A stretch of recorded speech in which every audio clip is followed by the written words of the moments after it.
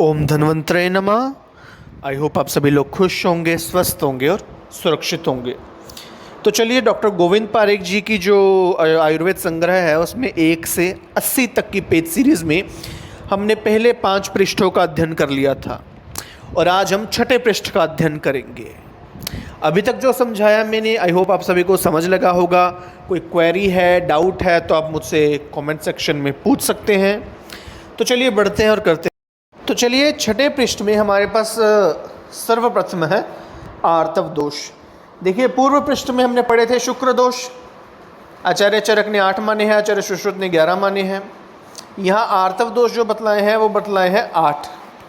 ठीक है, इसके बारे में थोड़ी डिटेल डिस्क्रिप्शन हम जब शारीर स्थान में पहुँचेंगे तो वहाँ डिटेल में हम करेंगे प्रॉपर।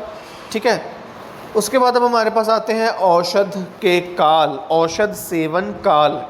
आचार्य अब किसने कितने कितने माने हैं, ये इंपॉर्टेंट चीज़ है। जैसे कि आचार्य चरक ने 10 औषध काल माने हैं, आचार्य सुश्रुत ने भी 10 औषध काल माने हैं, और आचार्य वाग्भट ने जो यहाँ अलग चीज़ है वो है कि आचार्य वाग्भट ने 11 औषध काल माने हैं।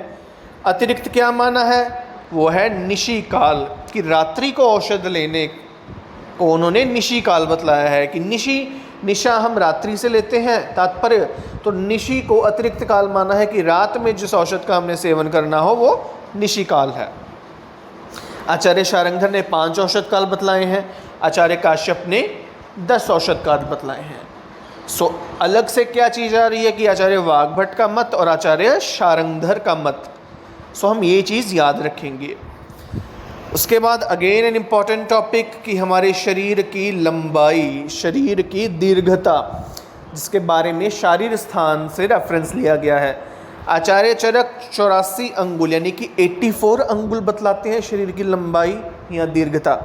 प्रश्न इस तरह से आ जाएगा कि निम्न आचार्य ने, फॉर एग्जांपल आचार्य चरक मान लीजिए कि आचार्य चरक ने कितने अंगुल इसकी दीर्घता मानी है, तो आचार्य चरक ने 84 अंगुल की मानी है लंबाई। आचार्य सुश्रुत ने 120 अंगुल की दीर्घता मानी है। अष्टांग संग्रह ने भी 84 अंगुल की दीर्घता मानी है, और अष्टांग हृदय ने अंगुल प्रमाण न मानकर हस्त प्रमाण माना है, और वो 3.5 हस्त माना है।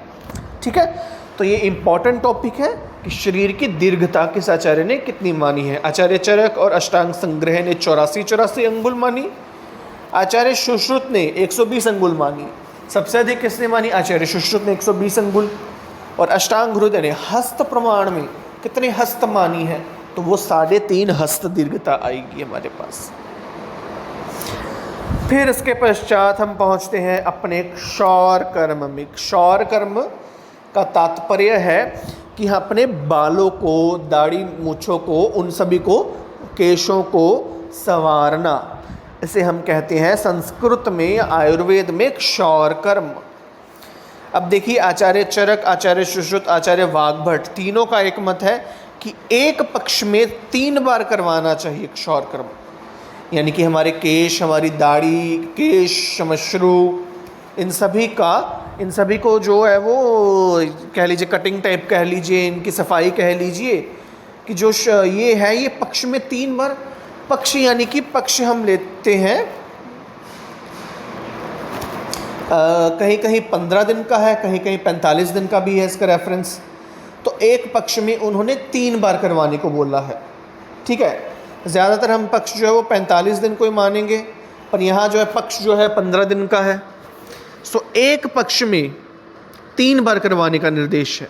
ठीक है, ये आचार्य चरक, आचार्य सुश्रुत और आचार्य वाग्भट का मत है कि पक्ष में 3 बार करवाने का। और आचार्य क्षारपाणी ने क्या बतलाया है, उन्होंने बतलाया है 3 मास में 1 बार। सो इस तरह से है। ठीक है, ये चीज़ बहुत इंपॉर्टेंट है, ये हम याद रखेंगे कि बृहत्त्रयी में एक पक्ष में 3 बार। ठीक है, पक्ष एक ही है, उसमें 3 बार करवाने को कहा है, और यहाँ 3 मास है उसमें 1 बार करवाने का कहा है। सो 1:3, 3:1, कुछ इस तरह से इमेजिन करके आप याद रख सकते हैं। ठीक है, इस तरह से रहेगा हमारा क्षौर कर्म। तत्पश्चात हमारे पास आता है हमारा रोग ज्ञान उपाय। रोग ज्ञान उपाय जिसे हम परीक्षा भी कहते हैं। आचार्य चरक ने 3 माने हैं, रोग ज्ञान उपाय या परीक्षा। प्रत्यक्ष जो हम इंद्रियों के द्वारा देखते हैं, इंद्रियों के द्वारा जो सन्निकर्ष होता है वो प्रत्यक्ष है। अनुमान, किसी प्रत्यक्ष का ज्ञान करना, ठीक है, अनुमान जिसका पहले कभी प्रत्यक्ष हुआ हो उसका ज्ञान करना वो अनुमान है। आप्तोपदेश जो हमारे गुरु आप्त पुरुष कह चुके हैं उससे, तो ये 3 प्रकार के हैं। आचार्य सुश्रुत ने 6 प्रकार की रोग ज्ञानोपाय या परीक्षा बतलाई है, जो कि है पंचभी श्रोतादि भी, कि पंच जो इंद्रियां हैं हमारी, जो पंच ज्ञान इंद्रियां हैं वो तो है ही है, प्रश्नेन च, इसके साथ साथ प्रश्न भी है, इंटेरोगेशन भी है, तो ये हम याद रखेंगे। आचार्य चरक ने 3 माने, आचार्य सुश्रुत ने 6 माने, रोग ज्ञान उपाय या परीक्षा। उसके बाद हमारे पास the most important topic of surgery हमारे पास आता है यंत्र शस्त्र। अब यंत्र की बात की जाए, सर्वप्रथम यंत्र के पर प्रश्न आएगा। देखिए यंत्र को तो हम यहाँ पढ़ेंगे सुश्रुत संहिता से हम यंत्र और शस्त्र को एमसीक्यू पर्सपेक्टिव से, फ्रॉम कॉम्पिटिटिव पर्सपेक्टिव से थोड़ा डिटेल में पढ़ेंगे कंपैरेटिवली।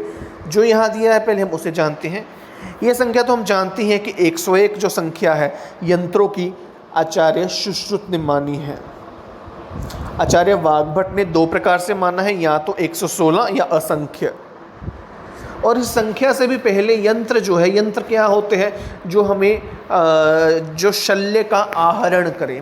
अब शल्य किसी भी प्रकार का हो सकता है, ठीक है, शल्य फिजिकल भी हो सकता है, फिर शल्य मेंटल भी हो सकता है, शल्य माइन्यूट भी हो सकता है, शल्य मैक्रो फॉर्म में भी हो सकता है। तो शल्य इस प्रकार से रहेगा जो शल्य का आहरण करे। ज़रूरी नहीं कि फिजिकली शल्य हो, मेंटल शल्य भी है। तो जो एक आम भाषा में मैं बतला रहा हूँ, proper definition we will read in the respective Samhita Sutra Sthana में। तो यहाँ पे है कि जो शल्य का आहरण करे वो यंत्र है, ठीक है। यंत्र आचार्य सुश्रुत ने 101 बतलाए हैं, आचार्य वाग्भट ने 116 बतलाए हैं यंत्र संख्या में, और यहाँ उनकी असंख्य भी गणना की है। सो इस प्रकार से रहेगा। 116 किसने माने हैं? आचार्य वाग्भट ने। यहाँ आचार्य वाग्भट ने कितने माने हैं? 116 माने हैं। असंख्य किसने माने हैं? आचार्य वाग्भट ने।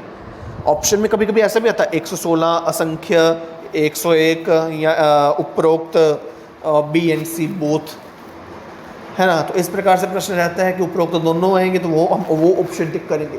मोस्टली हम क्या करते हैं कि आचार्य वाग्भट का याद करके चले जाते हैं, उनका 116 पर उन्होंने असंख्य भी माने हैं, तो ये भी आएगा साथ में। तदुपरांत हम अब करेंगे इनके नाम। देखिए हमारे पास है यंत्र में 6 प्रकार के। स्वस्तिक यंत्र जो स्वस्तिक आकार के होते हैं, संदंश यंत्र जिसके दंश होते हैं, फोर्सेप्स से इसके एग्जाम्पल ले सकते हैं। ताल यंत्र जिसमें एक ताल द्विताल है, स्कूप एक तरह के स्कूप हो सकते हैं, ठीक है। मत्स्य तालुवत, इसलिए इन्हें ताल यंत्र कहते हैं। नाड़ी जिसमें दोनों साइड ओपनिंग हो, अब नाड़ी जो है कैथेटर को भी कह सकते हैं, ठीक है। प्रोक्टोस्कोप को भी हम नाड़ी यंत्र कह सकते हैं। तो जिसके दोनों एंड ओपन हो उसे हम नाड़ी यंत्र कहते हैं। ये मोटा मोटा रहेगा। शलाका यंत्र जिसमें एक प्रोब लाइक इंस्ट्रूमेंट रहेगा जिसके दोनों एंड बंद रहते हैं, तो वो शलाका यंत्र रहेगा। उपयंत्र अदर देन द यंत्र, अब किसी ने अनुयंत्र भी कहते हैं आचार्य वाग्भट, तो आचार्य सुश्रुत ने उपयंत्र कहते हैं। सो इस प्रकार से इनके नाम रहेंगे। बेसिकली इनकी क्या संख्या है, आचार्य सुश्रुत ने क्या संख्या मानी है जो कि मोस्ट इम्पॉर्टेंट है। स्वस्तिक यंत्र 24, संदंश यंत्र 2, ताल यंत्र 2, नाड़ी यंत्र 20, शलाका यंत्र, शलाका थोड़ी बड़ी होगी तो इसलिए हम इमेजिन कर सकते हैं कि उसकी संख्या 28 होगी, और उपयंत्र 25 रहेंगे। तो कुल मिला के 101 हो गया। आचार्य वाग्भट का क्या मत है? स्वस्तिक यंत्र तो 24 ही माने हैं, संदंश यंत्र 2 अधिक माने हैं जो कि बनते हैं 4, ताल यंत्र 2 माने हैं, नाड़ी यंत्र जो है 23 माने हैं। सो ऊपर एक एक्स्ट्रा माना, फिर यहाँ 3 एक्स्ट्रा मान लिए, नाड़ी यंत्र में 23 है। शलाका यंत्र उन्होंने 34 मानी है, और उपयंत्र जिसे अनुयंत्र भी कहते हैं तो उन्होंने 29 माने हैं। तो कुल मिला के हो गए 116। ये संख्या इंपॉर्टेंट है, ये आप याद कीजिएगा। और आचार्य सुश्रुत की तो अधिक इम्पॉर्टेंट है क्योंकि वो शल्य प्रधान है। ठीक है, इसके बाद इनके प्रमाण, अगेन इम्पॉर्टेंट टॉपिक। स्वास्थ्य की अंतर, जैसे जैसे हम नीचे बढ़ते जाएंगे वो कम होता जाएगा, तो याद रखिएगा कि स्वास्थ्य की अंतर जो है 18 अंगुल का है। ठीक है, और संदंश यंत्र उससे थोड़ा कम आ जाएगा। ये सीक्वेंस अब याद रखिएगा क्योंकि सारा का माजरा, सारी कहानी सीक्वेंस पे ही है। स्वास्थ्य, संदंश, ताल, नाड़ी, शलाका, उपयंत्र, ये सीक्वेंस ऊपर से नीचे तक जैसे रहेगा वैसे वैसे ही बाकी सब चीज़ें याद रहेंगी। क्योंकि हम समटाइम्स ये जो है ये भी ऐसे याद रखते हैं कि 24, 2, 2, 20, 28, 25, तो उसके लिए भी सीक्वेंस याद रखना जरूरी है। ये ना हो कि हम संदंश ऊपर कर दें, स्वास्थ्य नीचे कर दें, हाँ, नाड़ी यंत्र लास्ट में कर दें। तो ये चीज़ें इंपॉर्टेंट है याद रखने वाली, सीक्वेंस की यही तो सिग्निफिकेंस होती है। सो स्वास्थ्य के यंत्र 18 अंगुल, संदंश यंत्र उससे कम जो है हमारे पास आ जाएगा 16 अंगुल। ठीक है, 16 अंगुल। उसके पश्चात जो है 12 अंगुल हमारे पास रहेगा हमारा ताल यंत्र। ठीक है, 18, 16, 12। स्वास्थ्य के स्वास्थ्य सबसे बड़ा है तो उसको 18 अंगुल मान लेंगे, थोड़ा उससे छोटा संदंश, फिर ताल 12 अंगुल मान लेंगे। और जो नाड़ी, शलाका, उपयंत्र जो है ये रहेंगे आवश्यकता अनुसार। हमारे पास आता है हमारा शस्त्र टॉपिक, शस्त्र की संख्या। अब देखिए शस्त्र जो है आचार्य सुश्रुत ने जो है वो माने हैं 20, आचार्य वाग्भट मानते हैं 26। संख्या इंपॉर्टेंट है, सवाल आता ही आता है किसने कितने माने हैं। 20 आचार्य सुश्रुत ने माने, 26 आचार्य वाग्भट ने माने। तो आचार्य वाग्भट ने अलग कौन से 6 माने हैं उस पर सवाल बनता है। आचार्य सुश्रुत तो 20 तो है ही हैं, 6 अलग कौन कौन से हैं वो ये हैं: कर्णवेद, खर्ज, कूर्च, सर्पमुख, लिंगनाश, वेदिनी, शलाका, कर्तरी। सो ये 6 हैं: कर्णवेधन, खज, कुर्च, सर्पमुख, लिंगनाश, वेदिनी और कर्तरी। सो इस प्रकार से ये 6 अलग हमारे पास जिनके नाम हमने याद रखने हैं। फिर हमारे पास आता है हमारे मूल नाड़ी यंत्र। ऊपर तो 20 है ही है, मूल नाड़ी यंत्र जब है तब 12 है और आचार्य डल्हन ने 20 माने हैं। फिर हमारे पास आ जाती है हमारी एशनी। एशनी जो है, एशन क्रम जो मैंने आपको बतलाया था पिछले चैप्टर पेज में हमने पढ़ा था कि एशनी क्रम अष्टविध शस्त्र क्रम में आया था, तो उसमें एशनी क्रम बतलाया था प्रोबिंग, प्रोब करना। हम एनोरेक्टल एग्जामिनेशन जब फिस्चुला में करते हैं तब हम प्रोबिंग करते हैं ताकि उसका पाथ पता चले फिस्चुला का, वो प्रोबिंग होती है। ठीक है, और प्रोबिंग हम करते हैं जितने भी, यदि अंदर शल्य चला जाए तो उसका रास्ता पता लगाने के लिए, तब हम प्रोबिंग करते हैं। तो एशनी जो है वो प्रोब करने के लिए प्रयोग की जाती है। अब एशनी जो आचार्य चरक ने जो है वो 2 प्रकार की मानी है, आचार्य सुश्रुत ने 3 प्रकार की, आचार्य वाग्भट ने भी 2 प्रकार की मानी है, मृदु और कठिन। एशनी को हम डिटेल में पढ़ेंगे थोड़ा एमसीक्यू पर्सपेक्टिव से, वो हम जब शस्त्र अध्याय करेंगे, यंत्र शस्त्र अध्याय करेंगे तब हम उसे जानेंगे। अब है अनुशस्त्र की संख्या।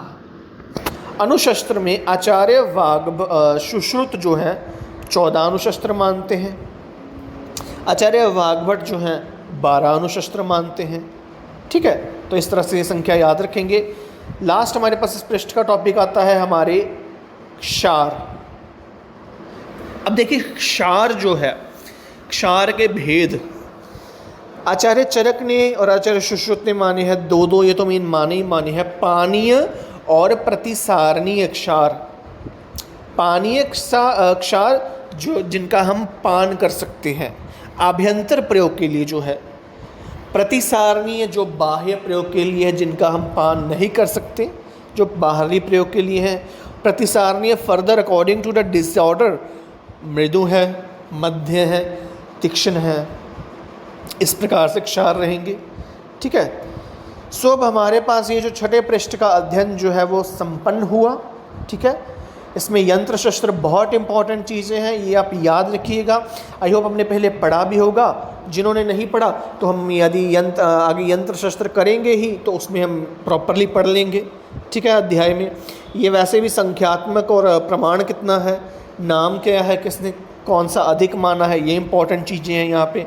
एशनी के भेद, अनुशस्त्र, उपयंत्र 25 माने आचार्य सुश्रुत ने, 29 आचार्य वाग्भट ने, अणुशस्त्र 14 माने आचार्य सुश्रुत ने, 12 माने आचार्य वाग्भट ने। कन्फ्यूजन यहाँ होती है, उपयंत्र को अणुशस्त्र में लिख देते हैं, अणुशस्त्र को उपयंत्र में लिख देते हैं, इस तरह से रहता है। और उसके बाद क्षौर कर्म का इंपॉर्टेंट है, बहुत इंपॉर्टेंट चीज़ है कि आचार्य क्षारपाणी ने 3 मास में एक बार माना है, और आचार्य चरक, सुश्रुत और आचार्य वाग्भट ने, तीनों ने एक पक्ष में 3 बार करवाने का निर्देश दिया है।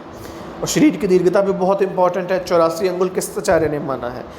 उपराजिक आचार्य, चरक आचार्य सुश्रुत, अष्टांग संग्रह, अष्टांग हृदय, है ना। अष्टांग हृदय तो चलनी, ऑप्शन तो 3 ही आएंगे, बिकॉज उपरोक्त तो दोनों करना होगा, वो उस प्रकार का प्रश्न रहेगा, ठीक है। तो इस तरह से रहेगा 84 अंगुल का।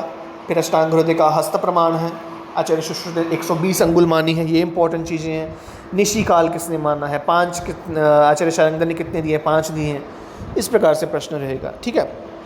तो चलिए आज का अध्ययन यही समाप्त करते हैं। आई होप आपको समझ आया होगा। आपकी यदि क्वेरीज होंगी तो आप मुझे कमेंट सेक्शन में पूछ सकते हैं।